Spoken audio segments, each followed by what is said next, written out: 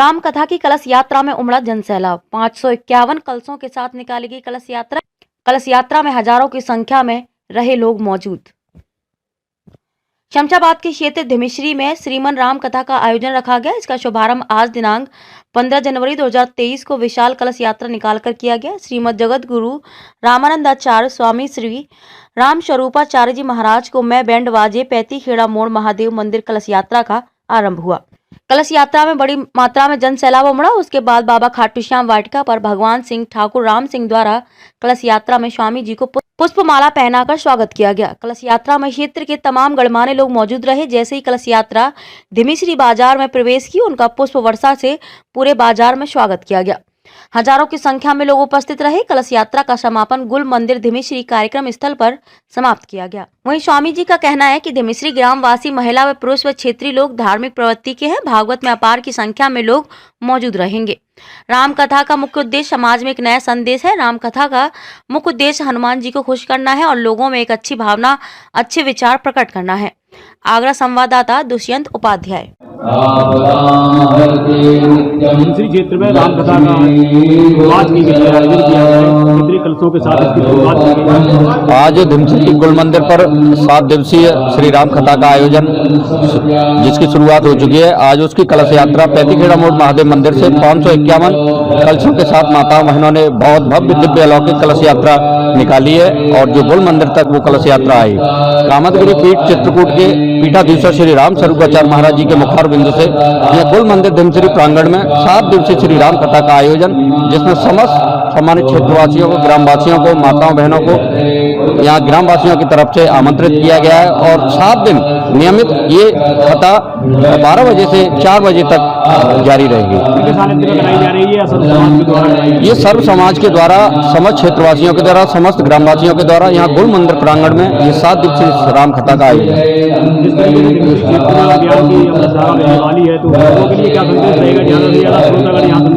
देखिए, ये कामदगिरी पीठ चित्रकूट जहाँ हमारे श्री रामचंद्र जी के भरत मिलाप हुआ था, वहीं के ये महाराज जी पीठाधीश्वर हैं। तो मैं समझता हूँ निश्चित तौर पर हमारे क्षेत्र का ये ऐतिहासिक श्री राम कथा होने जा रही है और सभी क्षेत्रवासियों से, श्रोतागणों से हम निवेदन करना चाहेंगे कि यहाँ ज्यादा से ज्यादा संख्या में आए और धर्म लाभ लें।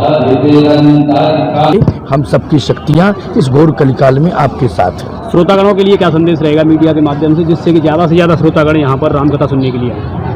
वैसे तो मुझे विश्वास है कि जैसे कलश यात्रा में जो जन समुदाय हुआ उसके अनुसार यहाँ भीड़ अपार होगी और हृदय परिवर्तन कथा के द्वारा जन समुदाय में हृदय परिवर्तन कराकर एक सुंदर वातावरण गांव-गांव में पैदा करना, क्योंकि हमारे पास एक सबसे बड़ी समस्या ये है और हमारे समाज में भी ये समस्या है, वैचारिक प्रदूषण फैल रहा है।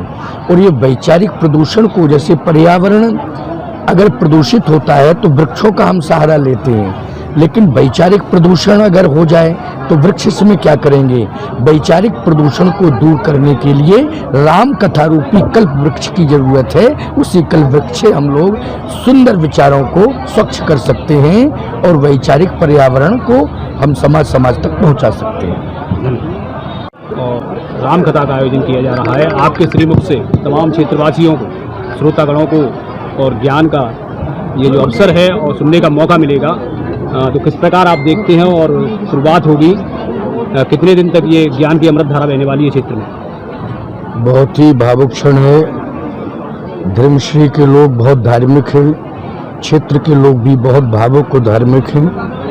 आज प्रथम दिवस है, कलश यात्रा हुई और बड़ी विशाल जनसंख्या और माताओं में खास तौर से उत्साह ज़्यादा देखा गया और माताओं के साथ साथ पुरुषों में भी बहुत उत्साह था। ये 7 दिवसीय राम कथा है। लगातार ये आज तारीख 17 है ना? नहीं, 15 तारीख, 15 से लेकर 21 तक चलेगा। 7 दिवसीय राम कथा होगी और इस राम कथा का उद्देश्य है विश्व कल्याण। जो एक अशांति और महामारी, अनेक प्रकार के रोग, बीमारियां जो आज इधर उधर से आक्रमण कर रहे हैं, उसके बचाव के लिए भारत ने ये आध्यात्मिक अनुष्ठान किया है। और भारतवर्ष में उत्तर प्रदेश के अंतर्गत ये जिला आगरा में ग्राम धिमिश्री में ये आयोजन किया गया है। इस कथा से भगवान को प्रसन्न करना, हनुमान जी को प्रसन्न करना है। वो हनुमान जी अगर प्रसन्न हो जाएंगे तो जितने प्रकार के रोग हैं वो सारे रोग दूर हो जाएंगे। ना से रोग हरे सब पीरा, जपत निरंतर हनुमत बीरा। संकट ते हनुमान छुड़ावे, मन क्रम वचन ध्यान जो लावे। हम लोगों के पास कोई और चारा नहीं हनुमान जी को प्रसन्न करने के अलावा, और राम कथा से ही हनुमान जी प्रसन्न होते हैं। लड्डू पेड़ा खिलाए कोई तो इतने ज़्यादा प्रसन्न नहीं होते हैं, ये भावना है। लेकिन राम कथा प्रभु चरित्र सुनवे को रसिया, राम लखन सीता मन बसिया। हनुमान जी को प्रसन्न करके हम राम कथा के द्वारा समस्त प्रकार की बीमारियों को दूर करेंगे, हनुमान जी से प्रार्थना करके।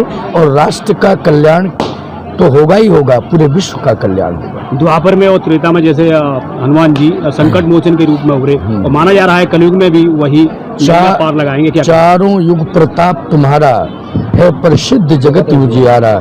चारों युगों में हनुमान जी का प्रभाव है। सतयुग में जितना प्रभाव उतना ही त्रेता में, उतना ही द्वापर में, उतना ही कलयुग में।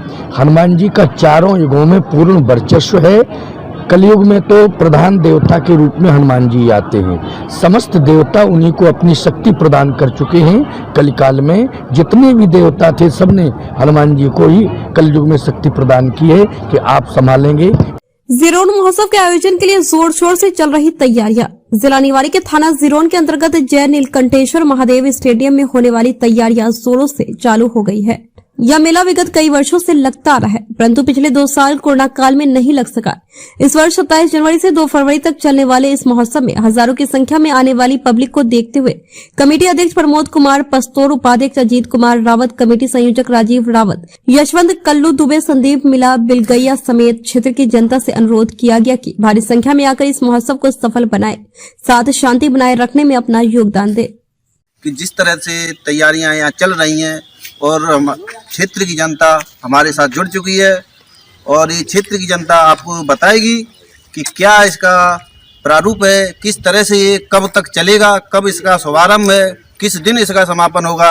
आइए हम बात करते हैं। मेरा नाम राजीव रावत है जी।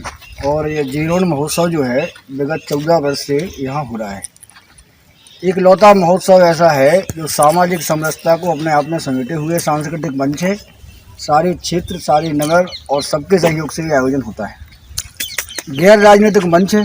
सभी राजनीतिक नेता, जनप्रतिनिधि, जो भी समाज सेवी हैं, हमें अपनी सेवाएं देते हैं, हमारे बुलाने पर यहाँ आते हैं, और उन्हीं सबके सहयोग से ये महोत्सव आयोजित होता है। किसी व्यक्तिगत, किसी ना तो आदमी का है, ना किसी पार्टी का है, न किसी व्यक्ति विशेष का, ना ही इस ग्राउंड का और इस मेले का किसी राजनीतिक पार्टियों से कोई भी ताल्लुकात नहीं है। और ये क्षेत्र की जनता का एक कितने वर्षों से चला आ रहा है, ये बताएंगे आप। विगत 14 वर्ष हुए हैं।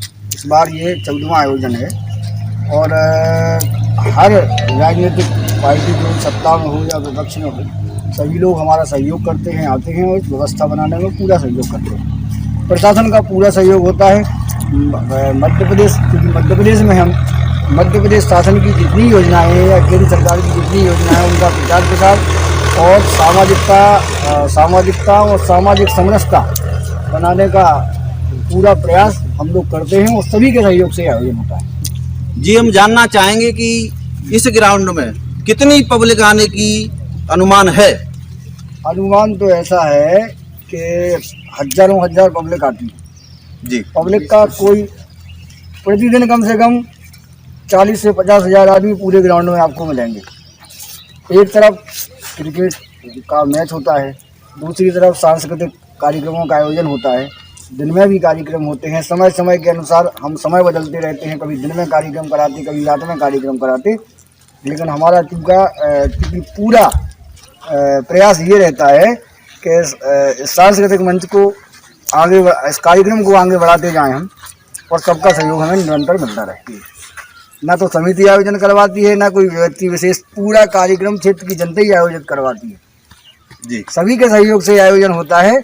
हर छोटे से छोटा और बड़े से बड़ा व्यक्ति के मन में पूरे साल ये लालसा रहती है कि आयोजन हो।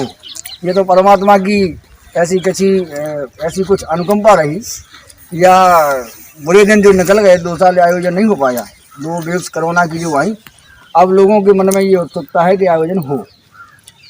विगत 2 वर्षों से कोरोना काल में ये आयोजन बंद रहा है और अब अगली बार जो कोरोना का थोड़ा कम हुआ है तो कोरोना काल में बंद होने के कारण यहाँ पब्लिक कितनी और बढ़ने की संभावना है। पिछले साल से ज़्यादा ही पब्लिक होना चाहिए क्योंकि विगत 2 सालों से ये आयोजन नहीं हुआ।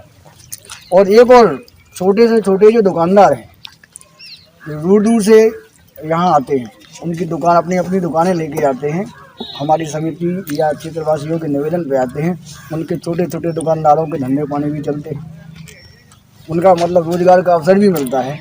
इस कार्यक्रम का मुख्य आयोजन ये है कि लोगों को रोजगार भी मिले, सामाजिक के अलावा जो सरकारी योजनाएं हैं उनके कैंप भी यहाँ लगते हैं जी। अधिकारी हमारे पास माननीय कलेक्टर साहब से लेके जिले के हर अधिकारी यहाँ आते हैं और शासनिक योजनाओं का प्रचार प्रसार किया जाता है। प्रशासन का कितना सहयोग रहता है? प्रशासन का हमें पूरा सहयोग मिलता है, नगर प्रशासन का पूरा सहयोग मिलता है, जिला प्रशासन का पूरा सहयोग मिलता है और हमारे निवेदन पे सभी अधिकारी यहाँ आते हैं, हमारा मंच की शोभा बढ़ाते हैं, कार्यक्रम में सहयोग करते हैं जी। और सभी जनप्रतिनिधि आते हैं, चाहे वो किसी भी दल के हों, निवेदन पे सब आते हैं क्योंकि जनता का आयोजन है ये। जनता के आयोजन पे सभी जनप्रतिनिधि आते हैं, सभी अधिकारीगण आते हैं, इस आयोजन में अपना पूरा सहयोग करते हैं जी। जी हम और भी क्षेत्र की तमाम जनता हमारे साथ जुड़ी हुई है और भी कई लोगों से बात करते हैं और पूछते हैं इस रंगारंग आयोजन का कार्यक्रम के बारे में। बताइए। सोनू पांडे। अच्छा सोनू पांडे जी, हम जानना चाहते हैं इस रंगारंग कार्यक्रम का और क्रिकेट टूर्नामेंट का जो आयोजन चल रहा है जो 27 जनवरी से 5 फरवरी तक ये चलने वाला कार्यक्रम। क्षेत्र की जनता तो वैसे ही हमारी इतनी समझदार है कि न कोई वो दंड और वही लोग आके अपनी व्यवस्था बनाते हैं, कार्यक्रम करवाते हैं। में भाजपा का रोड शो, पीएम मोदी होंगे शामिल, बंद रहेंगे कई रास्ते, देख लें एडवाइजरी। भारतीय जनता पार्टी आज 3 बजे से संसद मार्ग पर पटेल चौक से जय सिंह रोड जंक्शन तक रोड शो निकालेगी। इसमें प्रधानमंत्री नरेंद्र मोदी भी शामिल होंगे। साथ ही भारी संख्या में लोगों के शामिल होने की संभावना है। दिल्ली ट्रैफिक पुलिस अधिकारियों का कहना है कि रोड शो मार्ग के आसपास के क्षेत्रों में सुचारू यातायात प्रबंधन सुनिश्चित करने के लिए विशेष यातायात व्यवस्था की गई है। दिल्ली पुलिस ने लोगों को सलाह दी है कि अगर जरूरी ना हो तो नई दिल्ली में आने से बचें और पर्याप्त समय लेकर चलें। दोपहर 2:30 से 5 बजे तक ये मार्ग बंद रहेंगे। भाजपा के रोड शो के चलते सोमवार को दोपहर 2:30 बजे से लेकर शाम 5 बजे तक अशोक रोड, विंडसर प्लेस से जीपीओ दोनों कैरेजवे, जयसिंह रोड, संसद मार्ग, जनपद से संसद मार्ग तक, टॉलस्टॉय मार्ग, रेल भवन गोल चक्कर से संसद मार्ग तक, रफी मार्ग, जंतर मंतर रोड, इम्तियाज खान मार्ग और बांग्ला साहिब लेन बंद रहेगी। इन मार्गों पर यातायात प्रभावित रहने के आसार। रोड के शो चलते Baba Kharak Singh road, outer circle, Connaught place, park street, Shankar road, Minto road, Mandir Marg, 12 Khamba road, Panchkuian road, Raisina road, Tolstoy Marg, Janpath Firozshah road, सुनहरी मस्जिद से रेल भवन गोल चक्कर तक, Rafi Marg, Rani Jhansi road, DVG road, Chelmsford road, Bhai Vir Singh मार्ग, डीडीयू मार्ग, रंजीत सिंह फ्लाईओवर, ताल कटोरा रोड और पंडित पंत मार्ग आदि मार्गों पर ट्रैफिक प्रभावित रहेगा। रोड शो के चलते गोलडाक खाना गोल चक्कर, गुरुद्वारा रकाबगंज, विंडसर प्लेस गोल चक्कर, रेल भवन गोल चक्कर, आउटर सीसी, संसद मार्ग junction, Raisina road, Jantar Mantar road junction, जनपद, टॉलस्टॉय रोड जंक्शन और टॉलस्टॉय रोड केजी मार्ग से परिवर्तित किया जाएगा। एबीवीपी ने राजकीय स्नातकोत्तर महाविद्यालय राजा खेरा कार्यकारिणी का किया गठन। आज अखिल भारतीय विद्यार्थी परिषद इकाई राजा खेरा द्वारा महाविद्यालय कार्यकारिणी का गठन किया गया, जिसमें सुमरीन बनी अध्यक्ष। इस दौरान जिला एसएफडी संयोजक राजन ठाकुर ने बताया कि एबीवीपी एकमात्र छात्र संगठन है जो वर्ष पर्यंत छात्रों के बीच रहकर उनके शैक्षिक एवं शैक्षिक संबंधित समस्याओं का समाधान करता है। विद्यार्थी परिषद हमेशा से छात्रों के हित में पिछले 7 दशकों से खड़ा रहा है। वहीं नगर मंत्री सिकंदर वर्मा ने बताया कि विद्यार्थी परिषद सदैव किसी भी राजनीतिक विचारधारा से परे रहकर हमेशा राष्ट्र हित में एवं छात्र हित में संघर्षशील रहता है। तथा नगर कार्यालय मंत्री गजेंद्र सिंह तोमर ने बताया कि विद्यार्थी परिषद की रचनात्मक एवं राष्ट्रवादी विचारधारा ही छात्र को राष्ट्रीयता की भावना से जोड़ सकती है। एवं आज का छात्र ही राष्ट्र का निर्माता है और छात्र के सर्वगीण विकास से ही राष्ट्र का विकास संभव है। इसके साथ ही आगामी नवीन सत्र की कार्यकारिणी का विस्तार किया गया। कार्यकारिणी में इकाई अध्यक्ष सुमरीन, इकाई उपाध्यक्ष शैलेंद्र, इकाई सचिव वीरेंद्र, सह सचिव सौरभ चौहान, कला मंच संयोजक गुंजन, कला मंच सह संयोजक शिवानी, सोशल मीडिया संयोजक अनूप सोशल मीडिया सह संयोजक, गौरव स्काउट संयोजक, शिवानी एसएफडी संयोजक, अंतेश कुमार एसएफडी सह संयोजक, मोनिका छात्रा प्रमुख, पूजा सिंह छात्रा सह प्रमुख, शीलू जादौन तथा कार्यकारिणी सदस्य राजकुमार, प्रवीण कुमार, गीता, अंकित शर्मा, सचिन, विशाल कुमार आदि बने। इस दौरान सुखबीर सिंह, राघव, अचल, सोनी, पूजा, शिवानी आदि इकाई कार्यकर्ता मौजूद रहे। 166 सीटें थी कॉलेज में और कोई भी एडमिशन, टोटल 20 एडमिशन होते 20। जब इस कॉलेज में पूर्व शासन अध्यक्ष गए थे यूनिवर्सिटी, जब चुनाव होने से पहले जो यहाँ जो मैडम थी राजपाल, उनका रिटायरमेंट हो गया, वो मैडम थी और डीके गुप्ता जी यहाँ से कॉलेज जा रही है, नहीं कराओगे तो उसका कॉलेज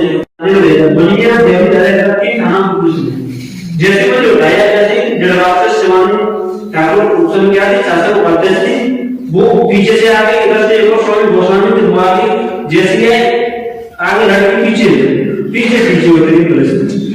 तो अब जैसे लेके आ गया तो पुलिस क्या कुछ कर तो नहीं सकती है, जैसे वो आगे पुलिस पीछे में आगे पुलिस पीछे वहां विधायक की मंच तक पहुंच गई धीरे धीरे।